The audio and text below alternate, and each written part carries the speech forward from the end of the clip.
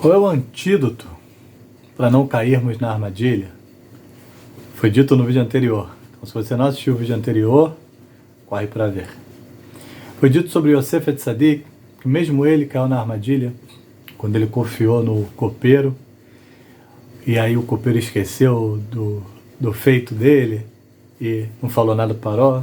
Passaram-se 2 anos, então o copeiro se recordou de Yosef, e Yosef estava diante do Paró.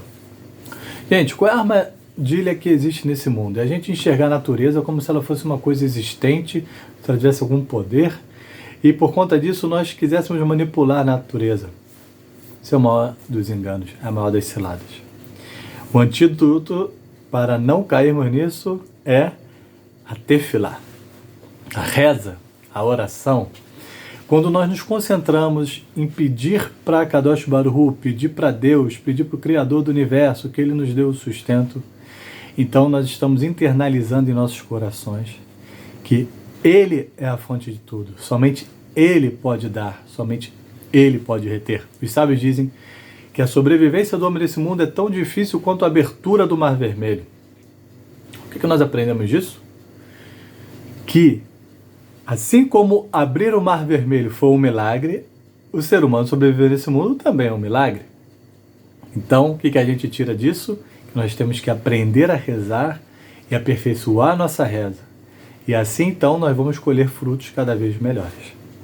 Segundo ponto importantíssimo de mencionarmos nesse vídeo. Existe um outro erro que as pessoas cometem muito. 99% das pessoas cometem esse erro. O que elas pensam? Elas pensam que existem poucas oportunidades no mundo. Então o que elas têm que fazer? Elas têm que manipular da melhor forma possível e mais rápido possível para atrair para elas a maior quantidade de oportunidades. E a gente sabe, né, que algumas pessoas não só se contentam com isso, mas também elas buscam ali puxar o tapete das outras. Ou seja, se tiver que atropelar, passar por cima, passar a perna nos outros, não tem nenhum problema. Imagine você que você está diante de uma entrevista de emprego, você olha para o lado e o que você pensa? O que eu penso? Bem, depende do que eu penso que você pensa, mas vamos supor essa pessoa que está presa nesse engano. Ela vai pensar imediatamente, puxa vida, se esse cara não estivesse aqui, minha chance de ser contratado aumentaria. Se essa mulher não estivesse aqui, com certeza eu seria contratada. No final da entrevista, essa pessoa não é contratada, ela fala, culpa do fulano, culpa do ciclano que apareceu lá. Deve ter algum conchavo. Eu tenho que fazer tal coisa para conseguir me dar bem, etc e tal. Agora vamos analisar o mundo. Gente, olha a quantidade de planetas que existem no universo. Então, nos focar somente no nosso sistema solar. A quantidade de energia e de calor que nós pegamos do Sol é extremamente pequena em relação à quantidade de energia e calor que ele fornece para todo o sistema solar.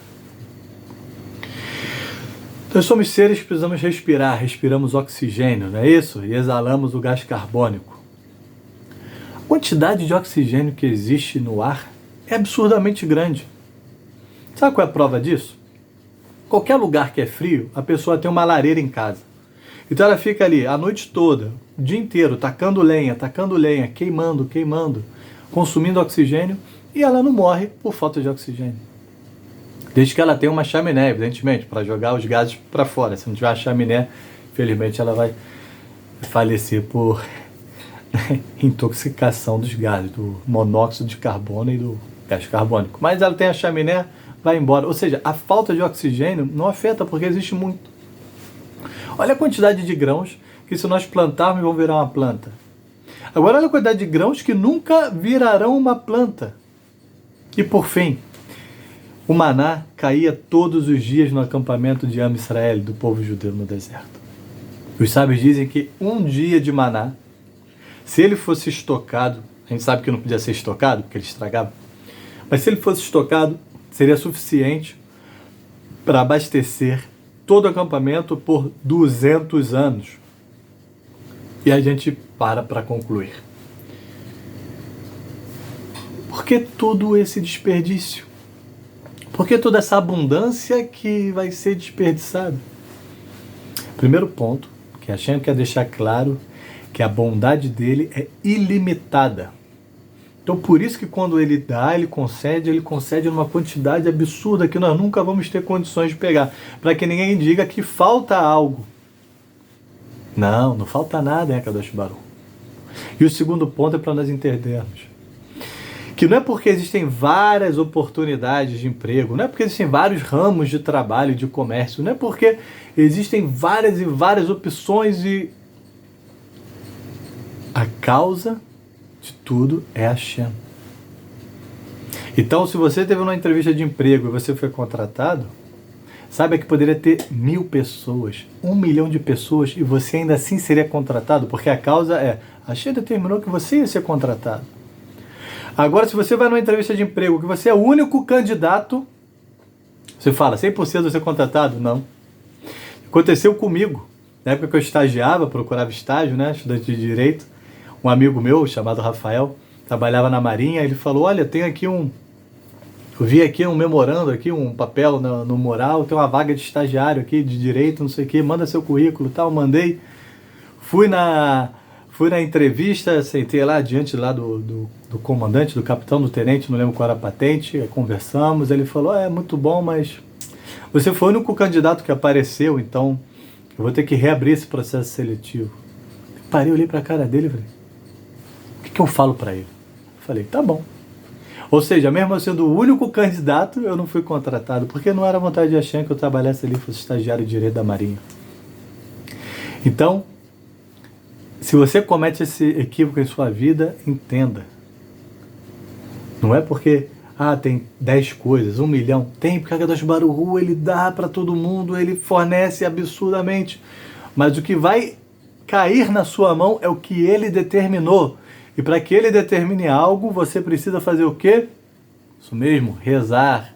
Não adianta querer manipular aqui e ali os elementos da natureza. Ok? Passamos por esse ponto, aprendeu o antídoto, querem mais?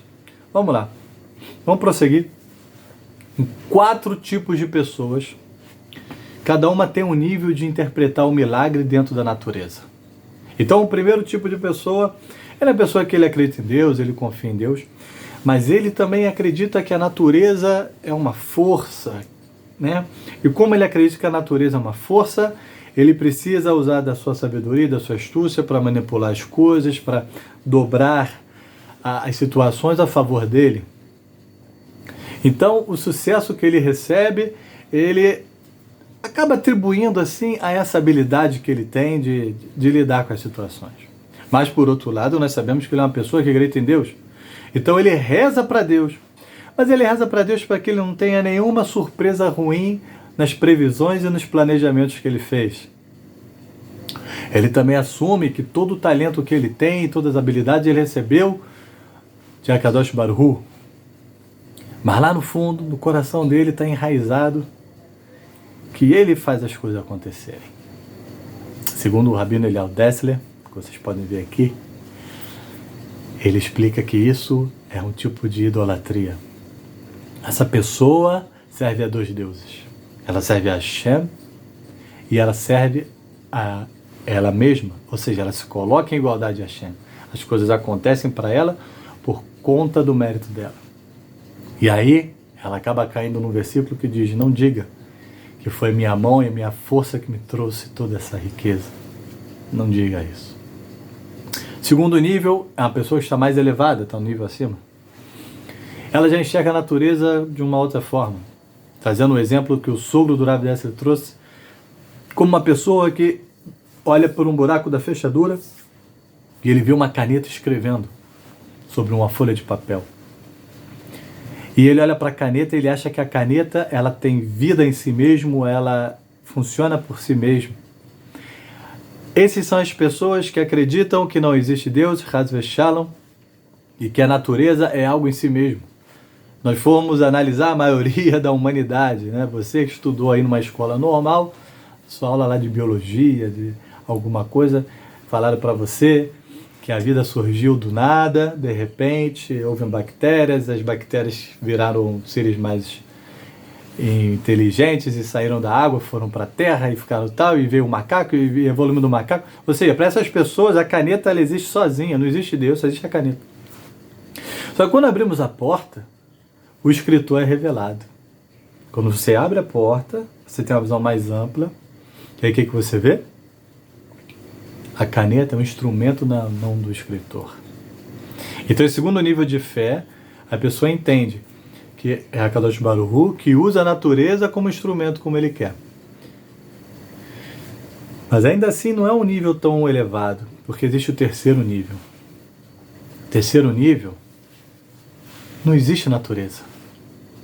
Tudo é a Kadosh Baruch Hu. Ele não precisou criar um utensílio. A Kadosh Baruch Hu não precisou criar uma caneta, para que quando ele quer decretar alguma coisa, ele tem que ir lá, pegar a caneta e escrever, como seria um rei humano. A Kadosh Baruch Hu, tudo que ele quer, ele faz imediatamente. Então, tudo que nós olhamos ao nosso redor é Hashem. 24 horas por dia. Se uma semente cresce, é porque Hashem determinou que ela crescesse. Não é que existe um mecanismo que funciona sozinho, de forma autônoma. Entendeu? Esse nível é um nível claro, é um nível puro, um nível muito bom, porque a pessoa ela entende o quê? Que a fé dela está baseada no conceito da unidade de Hashem. Só Ele é Deus, não existe nada fora dele. Então, é um nível muito bom que nós precisamos aí nos ater e buscar estar nesse nível. Só que existe o quarto nível. Nesse nível, diferente do terceiro, o terceiro a gente tem tudo é Hashem. Então, para que existe a natureza? A natureza serve como um benefício para que nós possamos ter o mérito de passarmos no teste. No quarto nível, não é assim. A natureza é enxergada como uma coisa destrutiva. Ou seja, o ser humano foi criado para revelar a glória do Criador no mundo, para fazer Kiddush Hashem, mas a natureza atrapalha. Então ela tem que ser destruída, tem que ser erradicada. Um exemplo.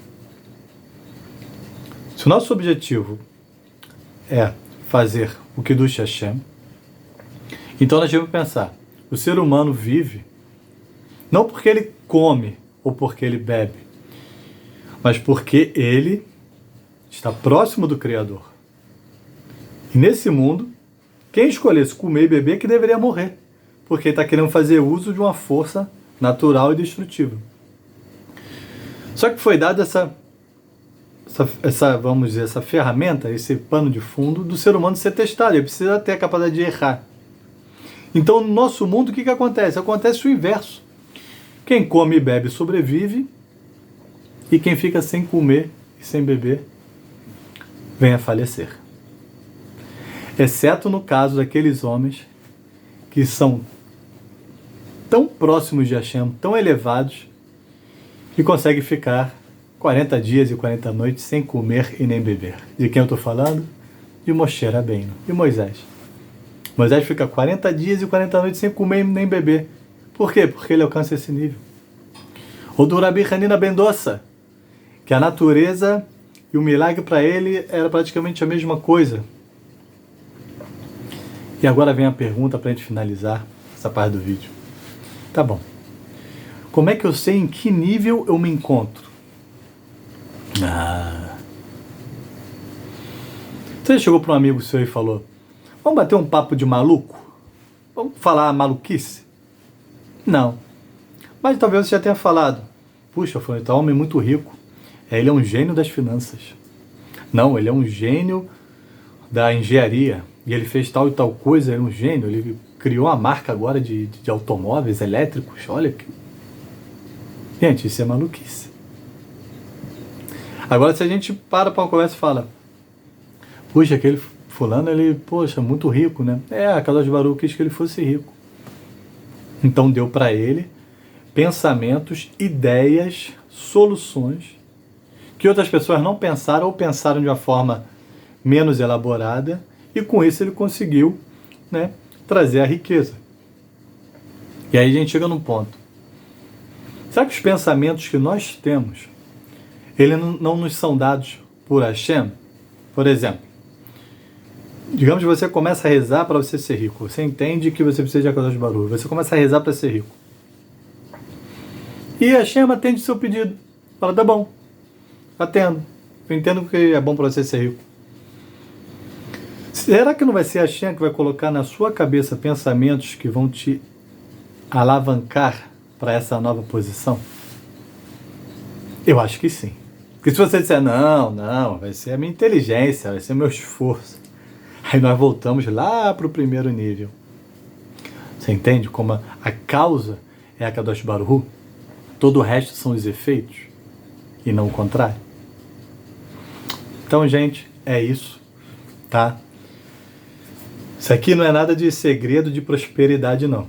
Você pode rezar para ser rico, eu posso rezar para ser rico, mas se a Hashem não quiser, não vai acontecer, tá? Existem pessoas que a Hashem entende que se elas tiverem riqueza, elas não vão cumprir o propósito dela nesse mundo. Então elas recebem a porção necessária para viver. Existem outras pessoas que a Hashem entende que elas têm que ser ricas. Ou para cumprir o propósito dela nesse mundo, ou como um teste para elas, para ver se elas vão passar ou não. Mas a fonte de tudo, a causa, é Ele, Hashem, o Criador do Universo. Então, espero ter elaborado aí a resposta do outro vídeo, a solução. Foque em se conectar com a Kadosh Baruch Hu. Lembra disso, a gente está no mundo que o certo seria quem come e bebe morre e quem se aproxima de Hashem vive. Mas acontece o oposto, para quê? Para sermos testados, para sermos enganados, porque essa tal de natureza é uma força destrutiva que quer o nosso mal, que quer nos destruir, que quer nos enganar. Você entende? Não que ela exista, mas nós temos que pensar dessa forma, como o quarto nível, os homens mais elevados. E assim a gente não cai nessas armadilhas de achar que, se eu fizer isso, mais aquilo vai dar certo. Calma, reza primeiro, busca a Kadosh Baruch Hu.